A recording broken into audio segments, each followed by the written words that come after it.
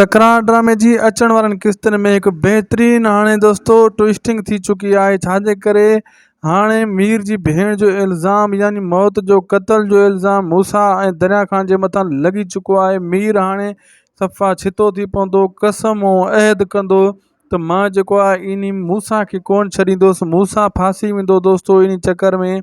ऐं इहो चक्कर खेॾण वारा हिकु बावल ऐं बख़्त आहिनि। दरिया नवाब ख़ान जे चवण जे बख़्त उनजी भेण सोणी खे मारे उते फिटा कंदो आहे, उते कंहिं न कंहिं तरीक़े सां मूसा खे घुराईंदो आहे। यानी मूसा ऐं दरिया ख़ान उते पुॼंदा आहिनि त मीर बि बख़्शियल इहे बि उते पुॼंदा आहिनि।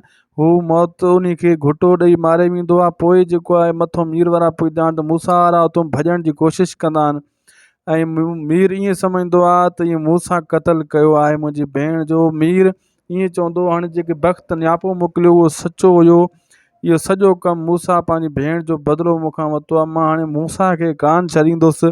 दोस्तों अचण वारी किस्तनि में हिकु ज़बरदस्त हाणे इहो कमु थींदो। तव्हांखे असां जेको ॿुधायो आहे वीडियो पुॻो पुॼाणी ते चैनल खे ज़रूरु सब्सक्राइब कंदा। असां मिलंदासीं असां वरी नेक्स्ट वीडियो में। ख़ुदा हाफ़िज़।